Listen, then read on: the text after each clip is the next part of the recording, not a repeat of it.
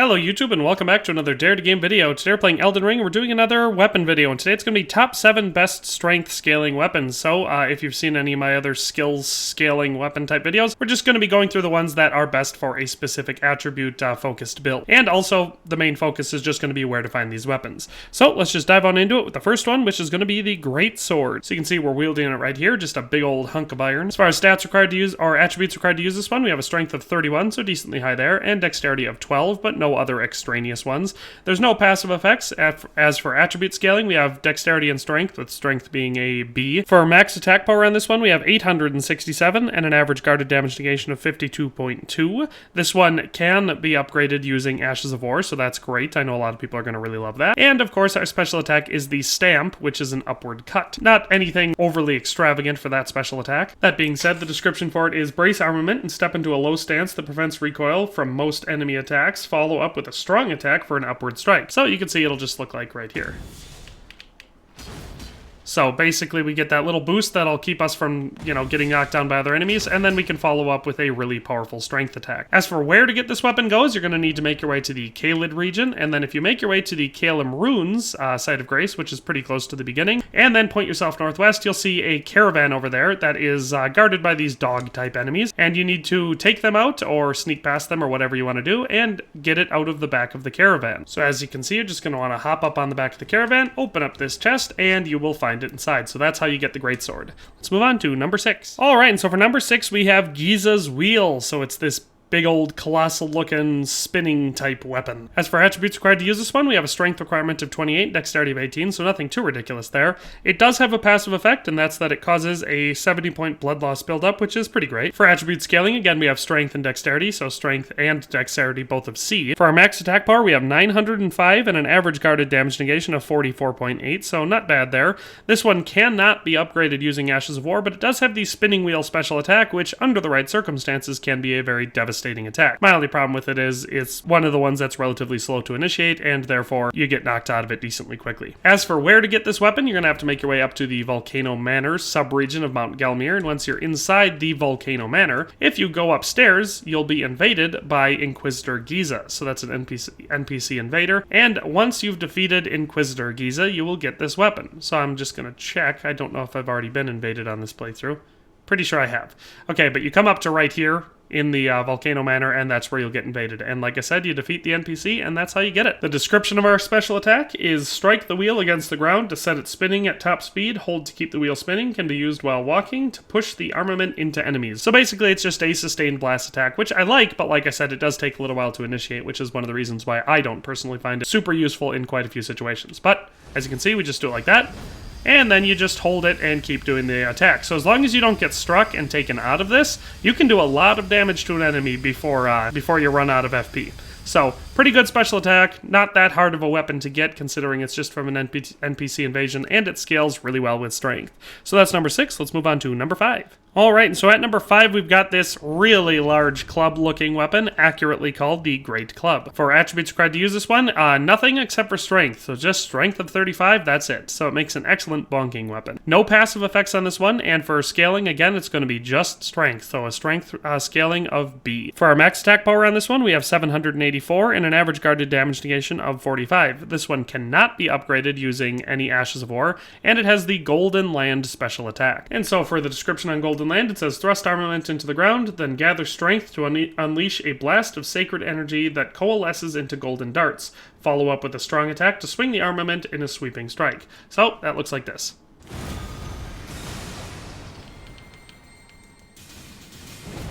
So, pretty interesting special attack, especially for appearances, and it's really effective against undead type enemies. Pretty cool looking, and it's a great bonker. So as far as where to get this one goes, you have to make your way to the Altus Plateau region, and then to the old Altus Tunnel. Once you're down in here, you just have to make it to the end and fight the boss of this tunnel, which is the Stone Digger Troll Ross. So I'm just going to zip through the tunnel and show you where to find that.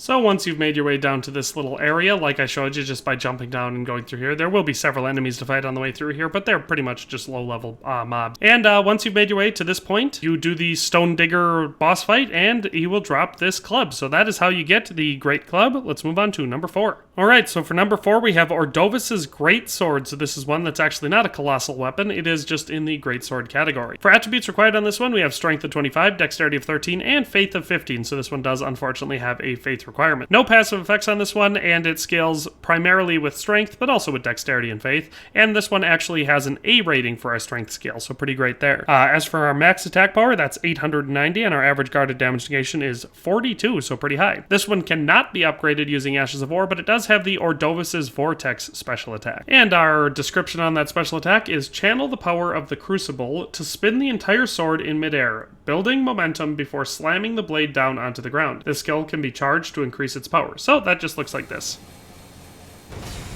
And it can be a pretty special, or pretty useful special attack, so that was the charge one, and here's just the quickest we can do it. So it actually does initiate decently quickly, but obviously the charged one is going to deal considerably more damage. So, pretty great special attack and a pretty fun weapon. As far as where to get this weapon goes, it's going to be another one that you have to make your way up to the Altus Plateau, and then you just make your way around the capital, and instead of going into the capital, you follow the path that goes down underneath it until you get to the Oriza Hero's grave. Once you're in here, you have to make it all the way to the end of this grave, and fight the Crucible Knight Ordovis. And so, I'll just kind of zip through and show you where to do that.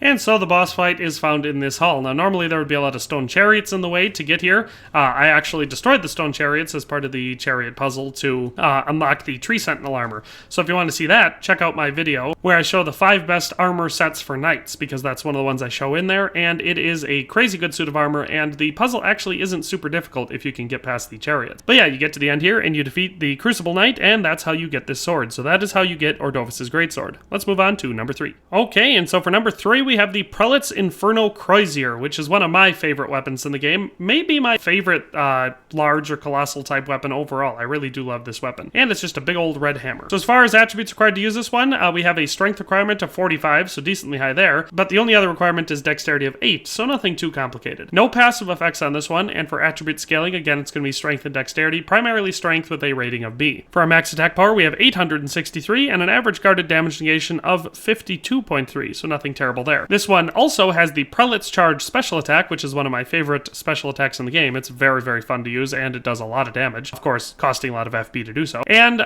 this one can also be upgraded using Ashes of War, so honestly, this one can become one of the most overpowered weapons of the game. And dual wielding it, oh boy, just forget about it. That's a ridiculously powerful setup. So yeah, I love this weapon. As far as where to get it, you're going to have to make your way, well, basically, there's a couple different places you can do it. This is just the one that I recommend the most. So this one is going to be a random drop from fire prelates wielding it, and there's only 2 locations that I know for sure where you can find one. One of them is going to be this Fort Lade, or however you pronounce that, over here by Mount Gelmir, and the closest site of grace is going to be the Seethwater Terminus. So I recommend doing it here. And so since this is a random drop one, you're going to need to spawn in at the Seethwater Terminus and just keep running over to Fort Lade and killing the fire prelate until you get the weapon. So as far as what that looks like, we'll just start running here from the site of grace.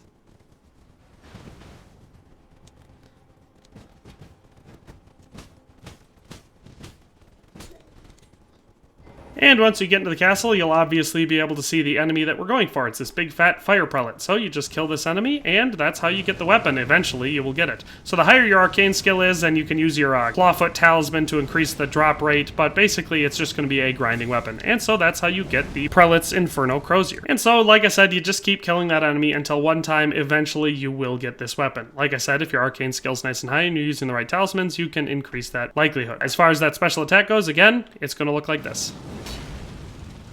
And so it's obviously going to drain your FP the longer you use it, but you do an incredibly powerful smashing attack, and then you charge forward in a really powerful otherwise strengthy attack, and it ends in another burst. So it can be extremely powerful. Like I said, I really like it. So that's number 3. Let's move on to number 2. Okay, and so at number 2, we have the Ruins Greatsword, which I know is going to be a lot of people's favorite colossal weapon, and it is ridiculously good for strength scaling. It's not my personal favorite because, like I said, I like the Prelits Inferno Crozier better, but it is very good, and I do recognize that. As far as attributes required to use this one is not going to have a dexterity requirement, but it is going to have an intelligence requirement of 16, and then, of course, a strength requirement of 50, so pretty high there. But, of course, being one of the best strength weapons in the game, that makes perfect sense.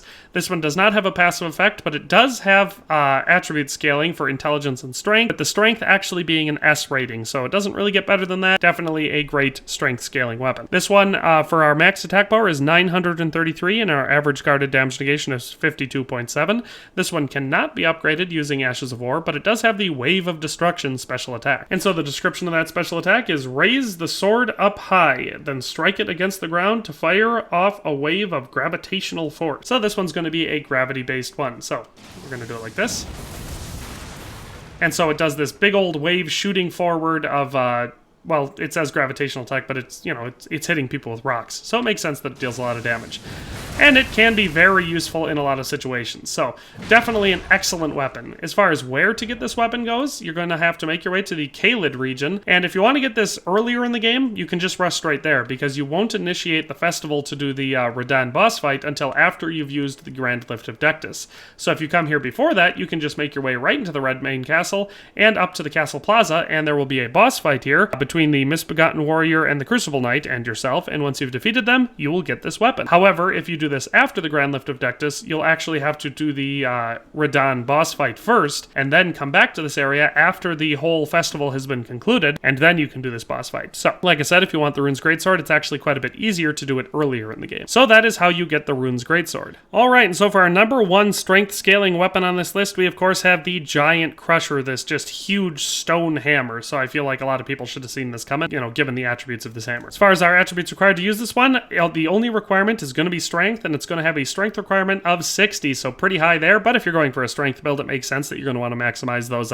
points into strength as much as you can anyway. For passive effects, of course, we don't have any. Attribute scaling, the only one it's going to scale with is strength, and it's going to be a B rating. For our max attack power on this one, it's 855, and our average guarded damage negation is 55.7, so pretty dang high, actually the highest one on this list. This one has the Endure special ability, or weapon art, or whatever you want to call it, so that's just going to raise your poise when it's active. Can be upgraded using Ashes of War, so for a lot of reasons, this is going to be everyone's favorite strength weapon, because you can obviously use your Ashes of War to give it most really, really cool abilities in the game, so it is very customizable that way, and it's just got ridiculous stats outside of that. For our weapon ability, just Endure. So you do that, and it's going to raise your poise, so it's much harder for you to take damage from enemy attacks. So it's great to have your poise being higher, so it is useful, but like I said, most people are just going to give it a much better special ability from an Ashes of War upgrade. As far as where to get this weapon goes, it's going to be up here in the Altus Plateau, and this one's actually pretty easy to get. You make your way over here to the Outer Wall Phantom Tree, so pretty early in the Altus Plateau region. If you follow the main road from the Grand Lift of Dectus, it's right there. And then once you get here, you're going to want to go straight south, and you'll find it in a chest. So let me show you that.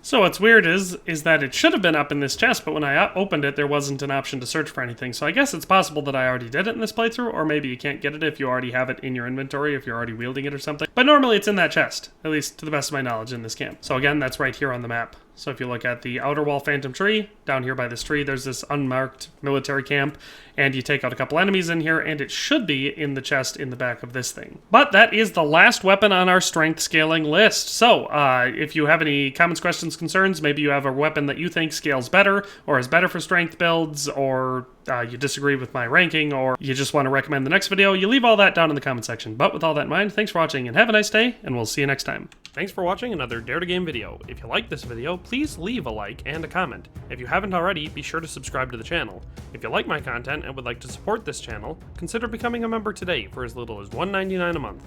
It makes a huge difference. But in any case, thanks for watching, and have a nice day. I'll see you next time.